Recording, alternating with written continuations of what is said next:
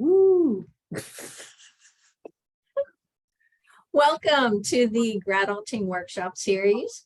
My name is Debbie McCutsky, and I am the coordinator of services and programs for graduate student legal aid. I use she, her pronouns. On behalf of the Grad Legal Aid team, we are happy to see you here on Zoom, as well as those who will join us later on YouTube. Today's workshop is a bit of a departure from our usual offerings of legal topics and life skills, but equally important.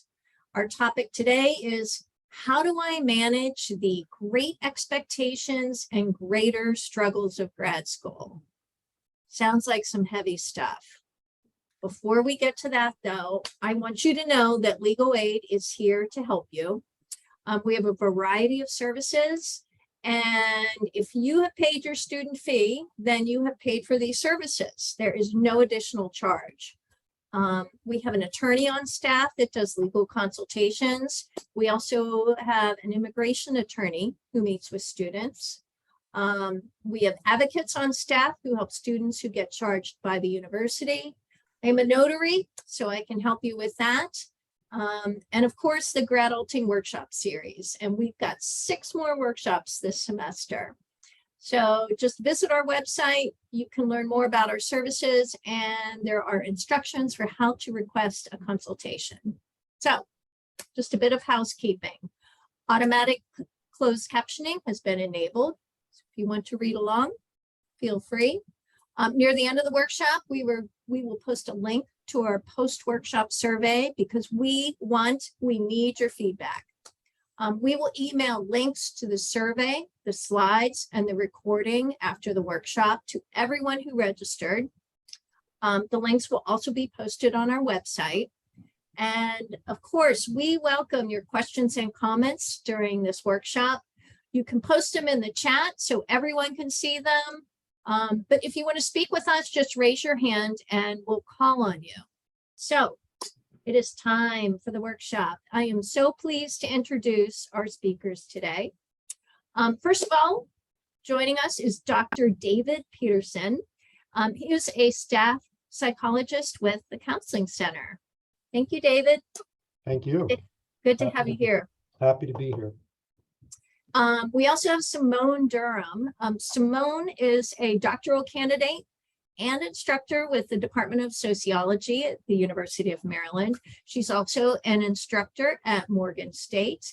And lucky for me, she is a grad student advocate who works at Grad Legal Aid. So thank you, Simone, for being with us today. Thank you. Right, I am going to turn things over to Simone. Tell us what we're going to do today, Simone. All right, so today is a workshop that I'm really excited about. Today we are going to, sorry about that.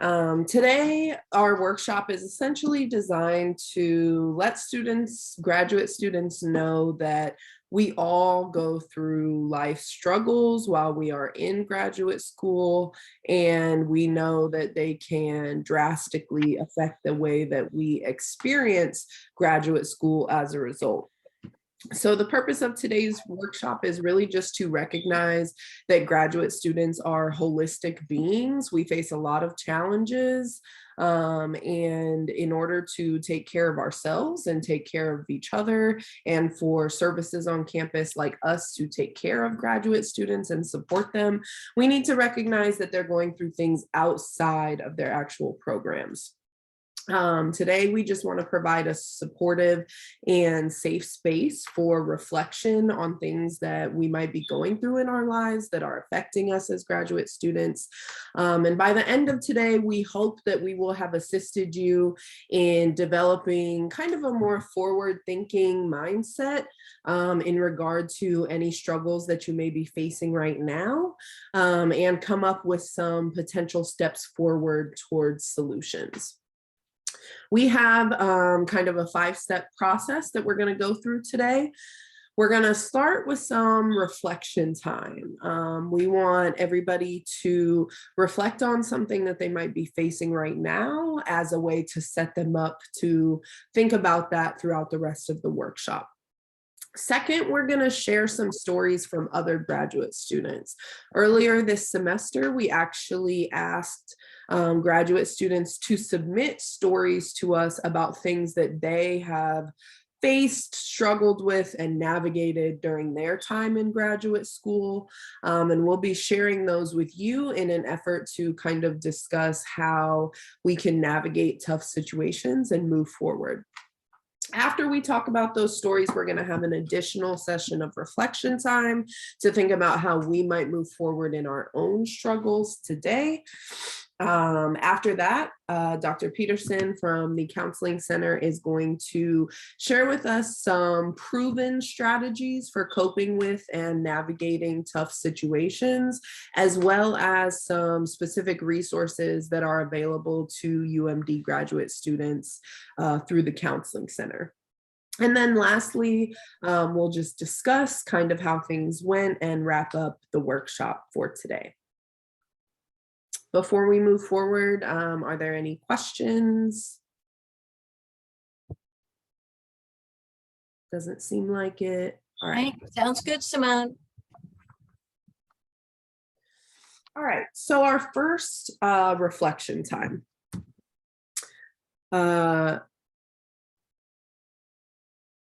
First, we want you to talk about, or not talk about, but think about what is a stressful situation or challenge you are facing right now that is affecting you as a graduate student. We want you to think about not only what the situation is, but the emotions that it brings up for you. How does that situation make you feel? And then also, how have you been navigating it so far, or what have you been doing to cope with that struggle as of right now? So we just want to take about 5 minutes to reflect on this.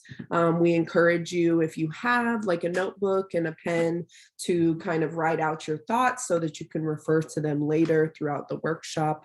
But we'll go ahead and give you that time. Let me just add that since this is about holistic, looking at all, thinking holistically, that situation could be something personal that's going on in your life, or academic or professional. So we want you to know that's what we're kind of all about today, is looking at the balance of that in our lives.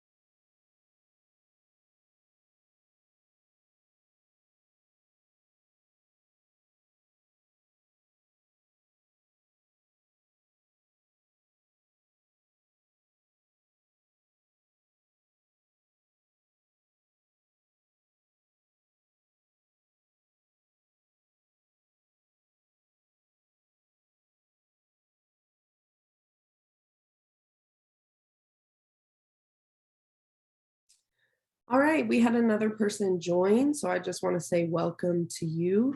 Currently, we are taking some reflection time to think about things we might be going through, whether personal or academic, and they're going to serve as the basis for thinking through things throughout the rest of the workshop. So answer these questions, you know, it can be in your mind, or if you have a pen and paper handy, go ahead and write them down. And then we'll check in a few minutes. Thanks for joining us.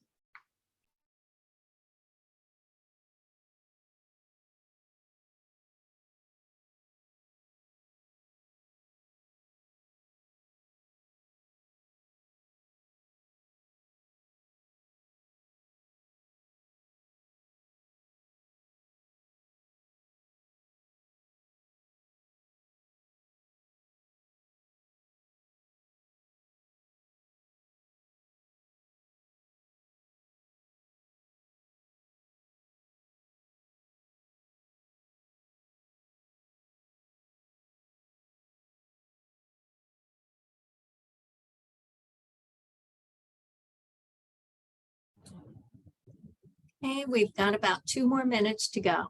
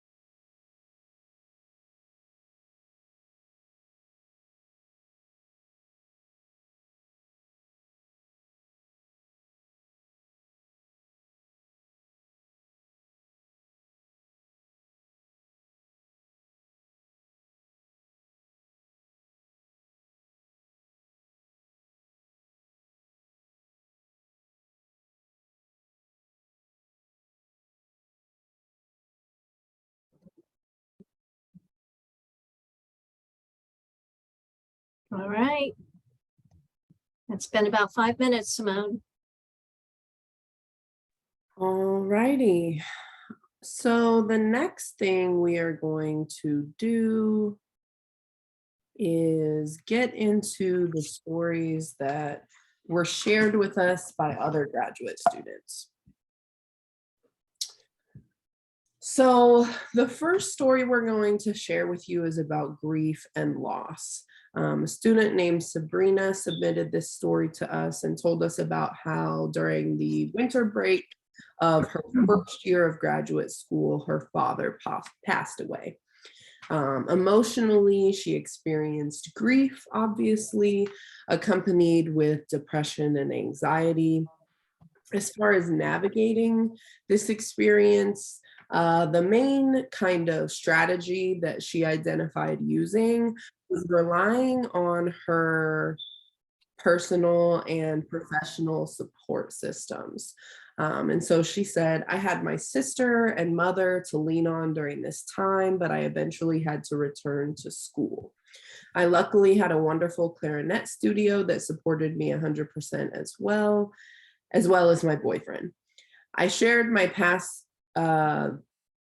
the passing of my father with my Japanese koto teacher right at the start of the second semester. She mentioned that her husband had recently passed and she understood my pain. Once I shared about my dad and his passing, she mentioned how young he was and how she'd given years of her life to him because he was so young, meaning her husband. This emotional bond definitely helped support me throughout the semester.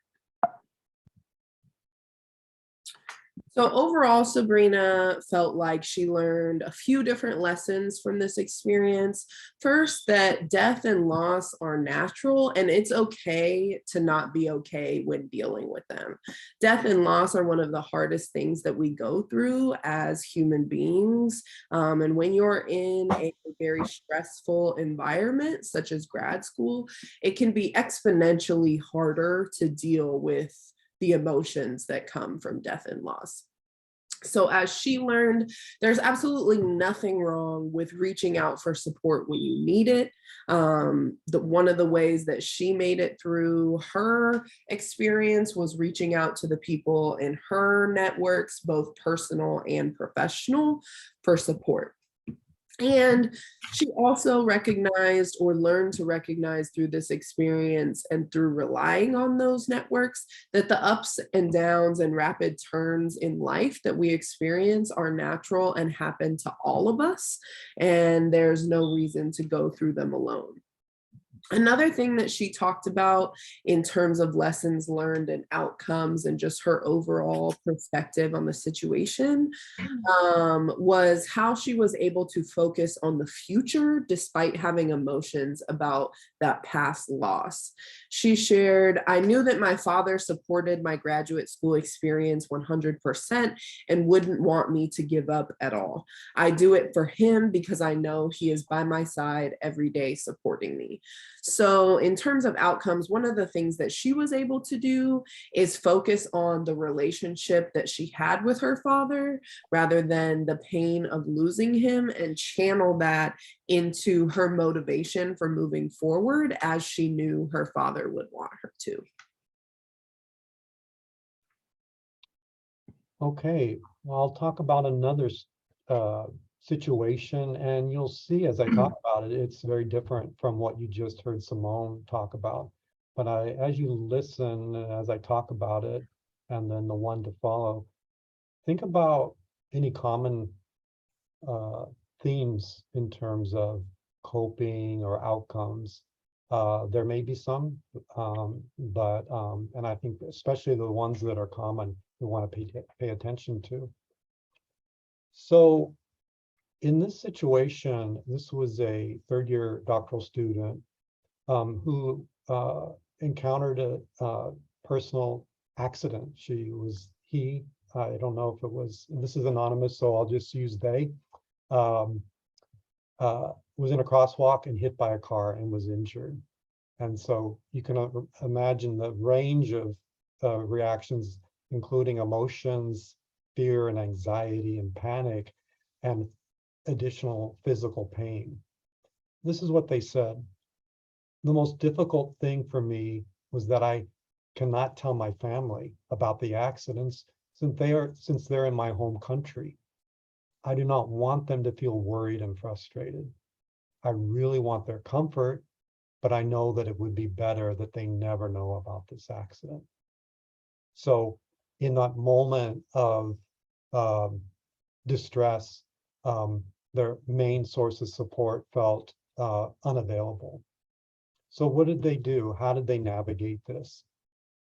They reported keeping busy with academics, staying focused on that, and that can often be a way to distract from something that is causing distress. Remembering the hobbies that they find pleasurable and also serves as distraction. Talking to friends, crying when needed, which I would imagine in this situation came up a lot, and focusing then on getting better physically. Okay, next slide. So what did they report in terms of like, what was the outcome for them? What did they learn?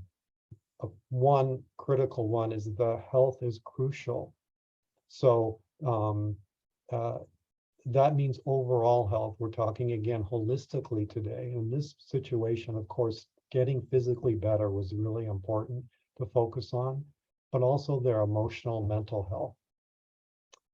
In addition, this person found that, I need to rely on support systems. Now, maybe family was so far away and they were so worried about worrying their family that part of their support system they felt wasn't available. So they found other ways through friends who are local. And also that it was really important for them to focus on positive emotions to get through what felt like a really, obviously really negative experience, and to like intentionally look for the positive feelings that could come out of this. They said that they hope that international students who feel homesick or stressful or stressed out in academic situations can find a way to express their feelings. This was really important to this student. Hoping that all graduate students can find inner peace in tough situations. They used a quote from Walt Whitman: "Keep your face always toward the sunshine, and shadows will fall behind."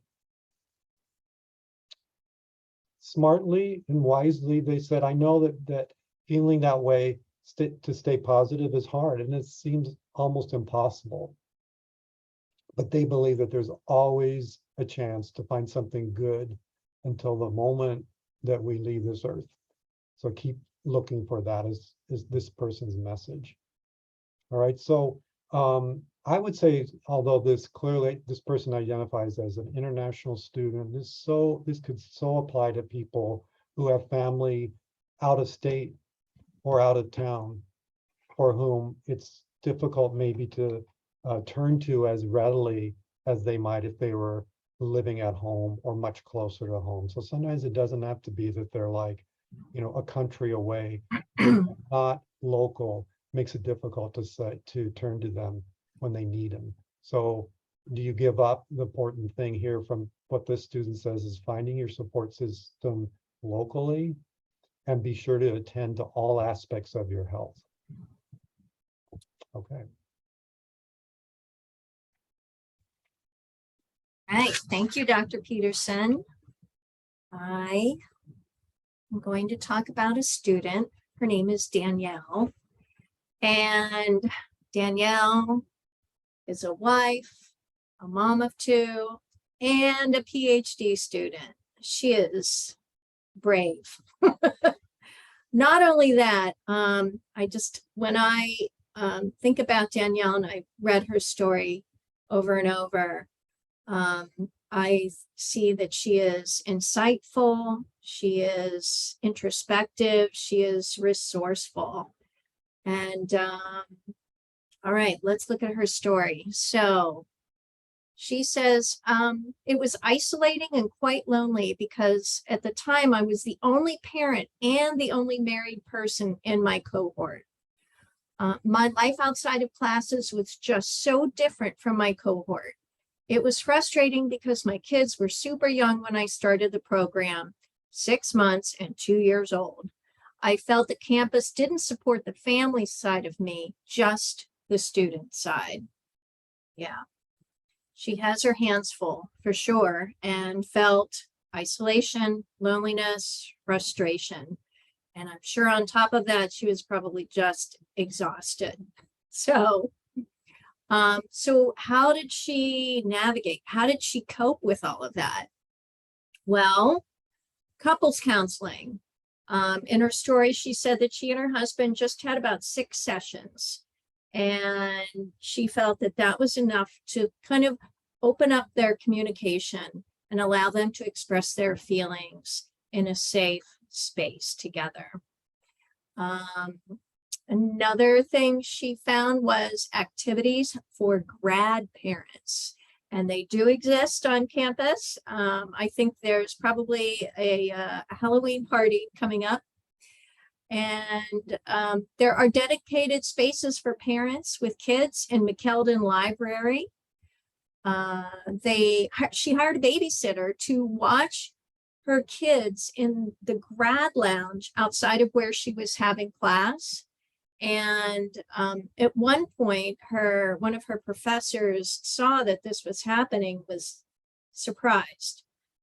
A lot of instructors don't think about their students as also being parents and having such heavy outside responsibilities.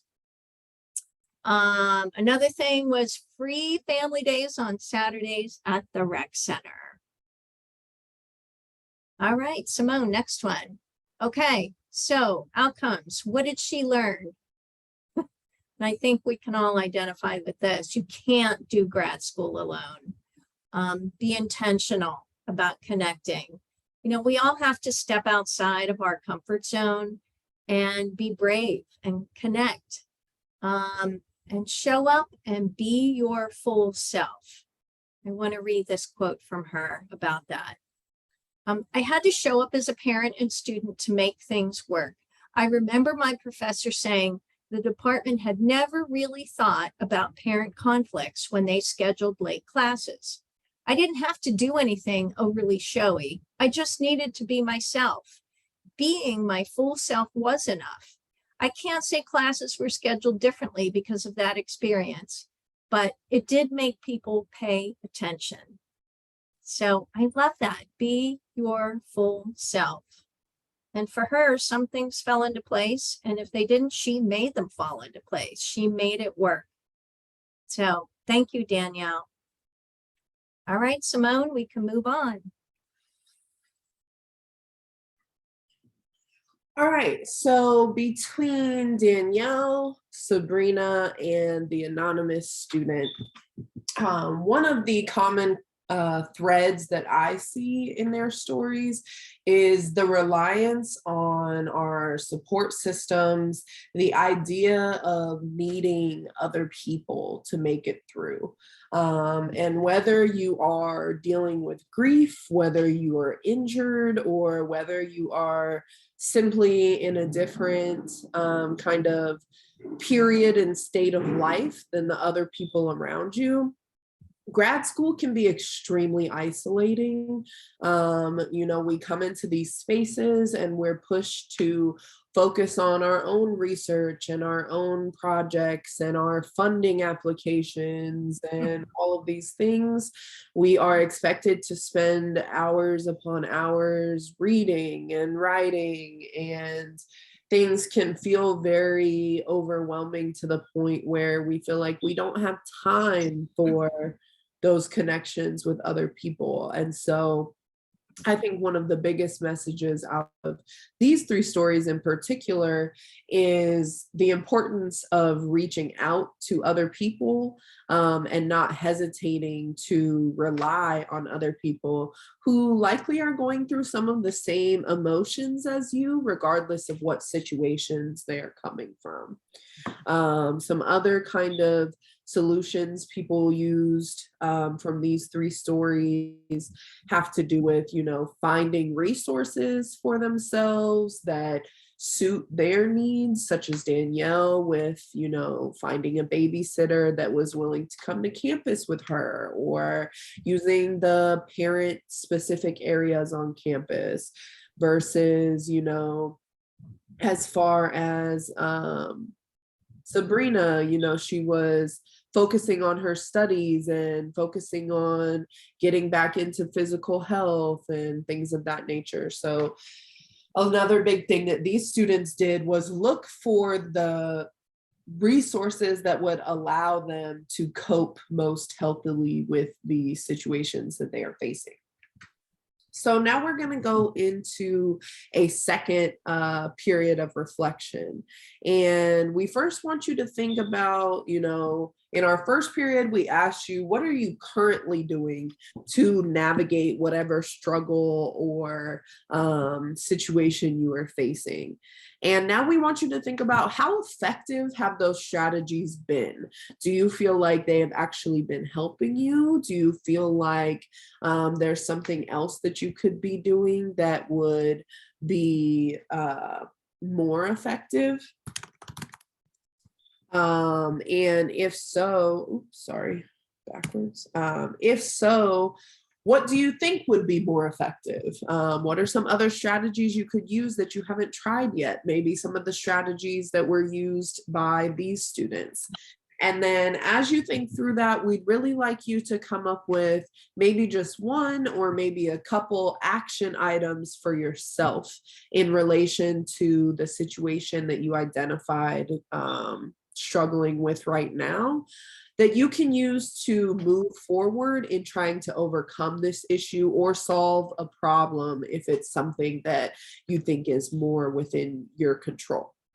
So we're going to go ahead and give you a couple minutes to just think about these things, write them down if you can, and you have a pen and paper next to you, and then we'll regroup after that.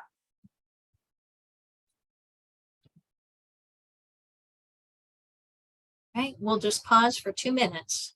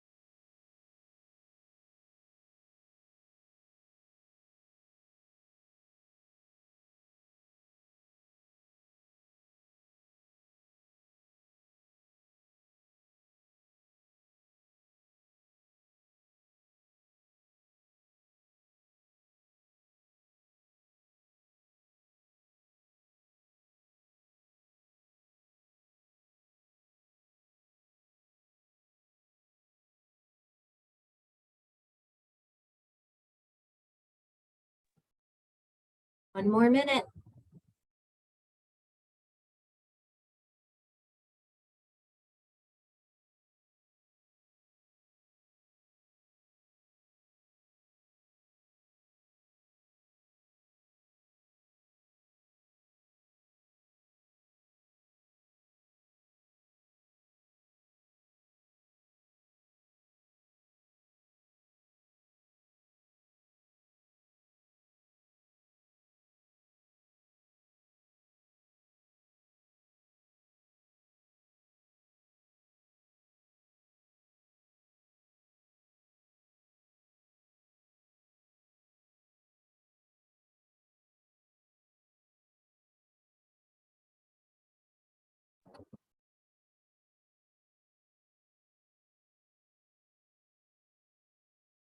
Right, time's up.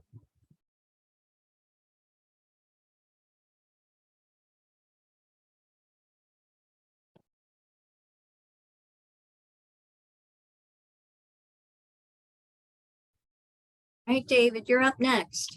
Okay, so let's talk a little bit about coping, and you've probably been thinking about that, and certainly how you cope with the situations that came to mind today.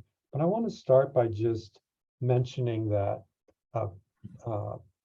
distress and stress show up in many different ways. So it can be a physical reaction like fatigue or muscle tension, can be emotional, right? Feeling kind of irritable or anxious about everything. Our behaviors can change, so it may affect how we interact with other people, and in that we interact less, for instance. And certainly our thoughts can change. So we might have sort of panic thoughts like, I can't do this, or what have I gotten myself into, or, I'm going to fail. So distress symptoms take a physical, emotional, behavioral, and thinking form sometimes. So that can kind of clue you in that it's time to do something.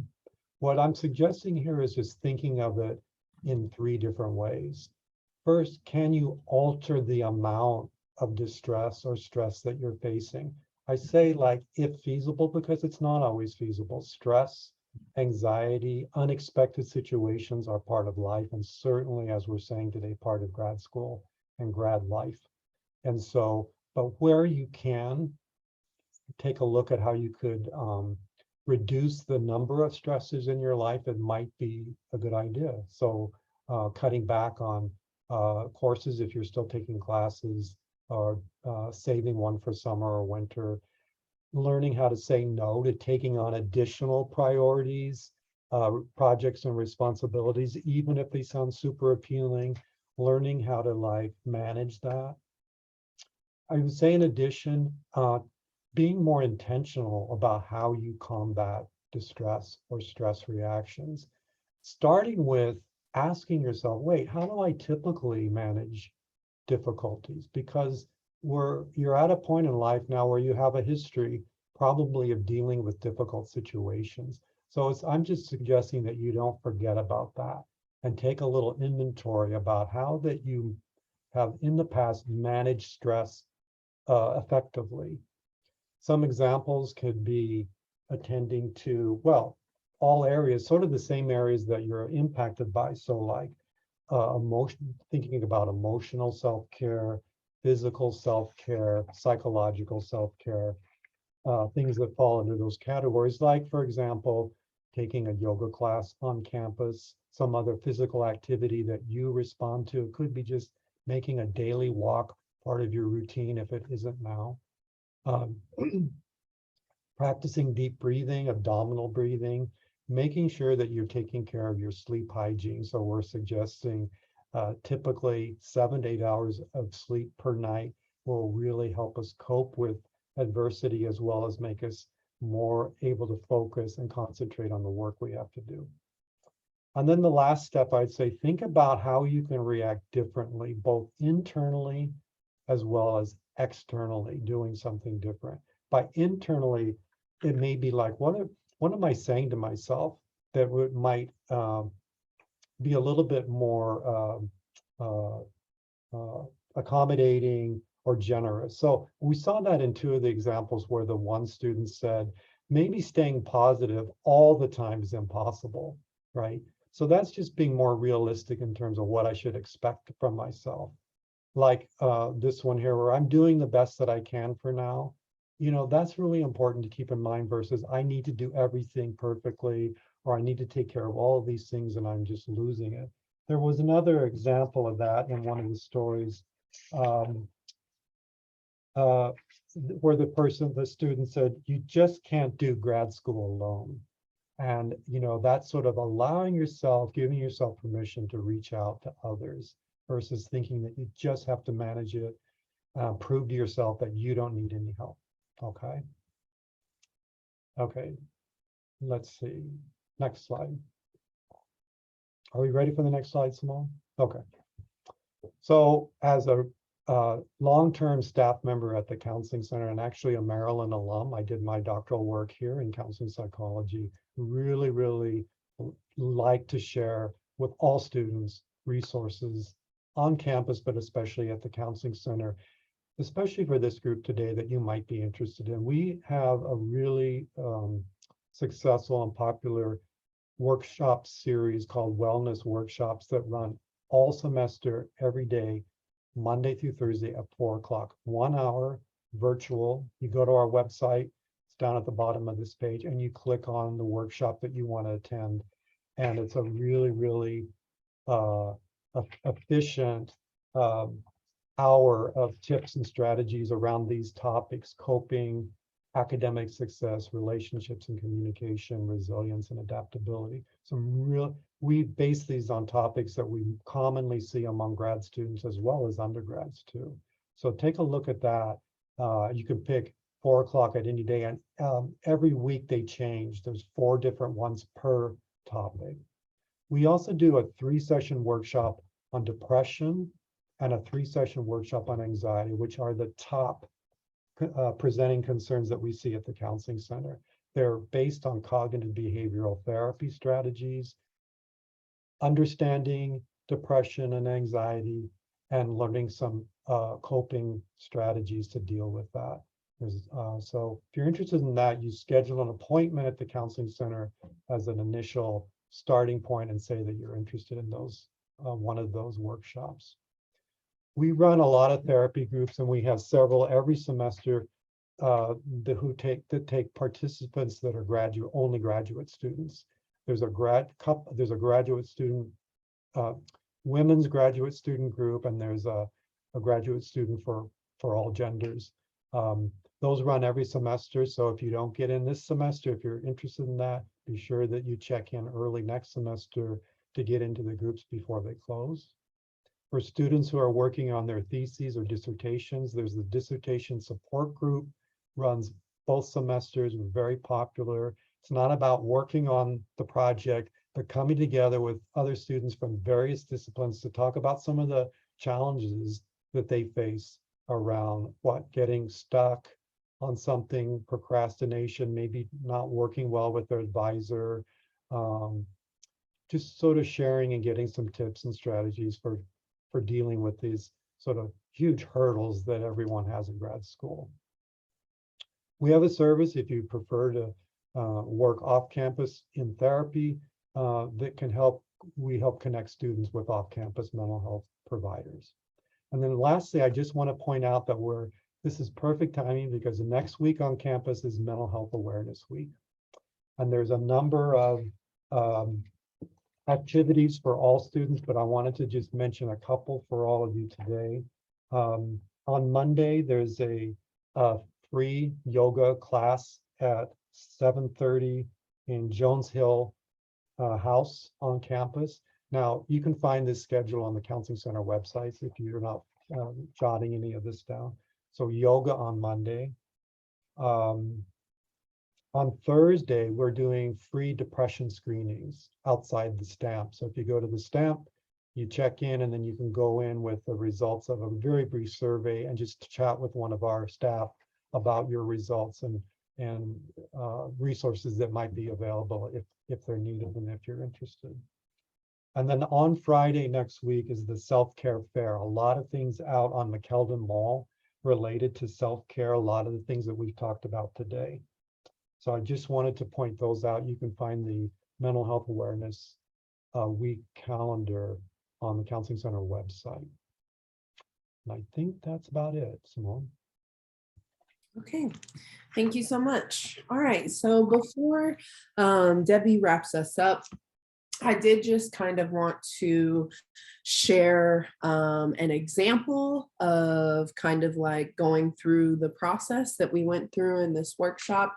And so I, like participants, went ahead and jotted down my struggle, the feelings it brings, etc. And particularly for those of you who are going to be watching on YouTube after the fact, I just wanted to share this as an example that would hopefully help you go through this process on your own. So the struggle that I wrote down that I'm going through right now is balancing all the different aspects of my life, very similar to Danielle. I am, as Debbie mentioned, an instructor at 2 universities. I started the semester teaching 3 classes.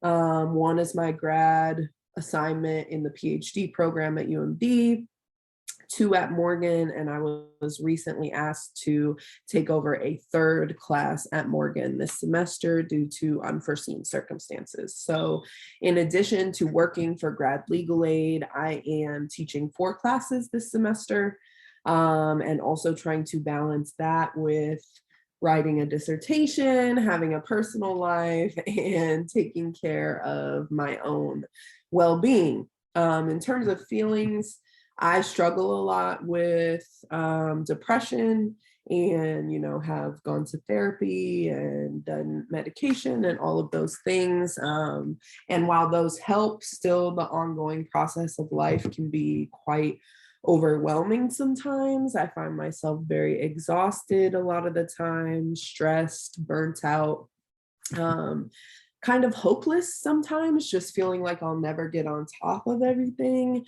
And sometimes that just really gives me a feeling of inadequacy, even though I know I'm not inadequate. Thus far, in order to navigate those feelings and the mountain of things that I need to be doing, I've really just been trying to take it one day and one task at a time. That's all we can do. And that's working for me decently. In relation to that, I've really been trying to schedule out my days and my weeks and stick to it as much as I can. The scheduling's going well, but the sticking to it, not so much. I am doing a pretty good job at prioritizing my own wellness, exercising, trying to eat healthy, and all of those things. But things that I said I need to do more of in terms of new strategies and making my strategies more effective. I really need to say no more often, earlier, and stronger. I need to say no before I'm already overwhelmed to prevent myself from putting too much on my plate. And I also need to say no to social things that keep me from managing the things that are already on my plate. And the second kind of action item that I set for myself, which is something I've been trying but failing to do, is to start my days earlier to give myself more time to accomplish things.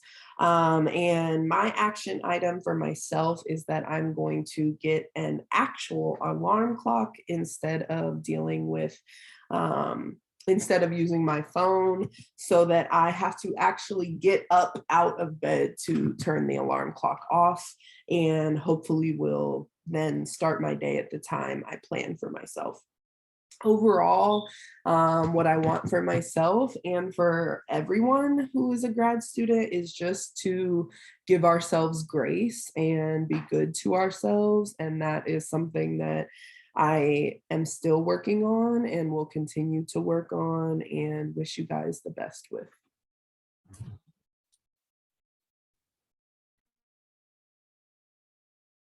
Thank you, Simone, for opening up and sharing your own struggles, your own story.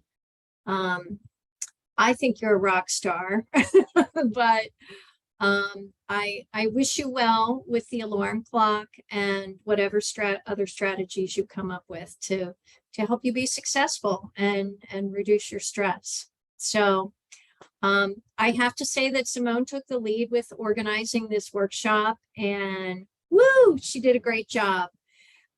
So thank you so much, Simone, for the time and the thought you put into this. Absolutely.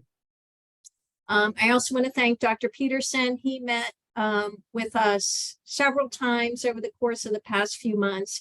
It's been a real pleasure getting to know you, David. And gosh, we appreciate your insight and your thoughtfulness, and certainly the work that you do at the university for our students. I hope they take advantage of the Counseling Center and all of your services. I hope so too, and I hope they can, if they want, they can reach out directly to me with any questions. So I appreciate being invited today, and thanks. I feel very lucky to have worked with both of you. Thank you.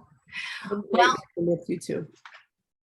We will send out a post-workshop email to everyone that registered for this workshop. It'll include the survey because we want to know how we're doing. It'll include a link to the recording and a link to the slides, as well as some other information. Next week's workshop is how do I avoid accidental plagiarism?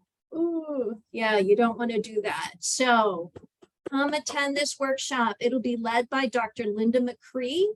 She's the director of the Graduate School Writing Center, and she is amazing. So if you want a reminder about upcoming workshops, remember to sign up for our newsletter. We will put the link in our post-workshop email. And of course, it's on our website. So with that being said, it was good that we spent some time together today. And have a good week, everyone. Let us know how Legal Aid can help you.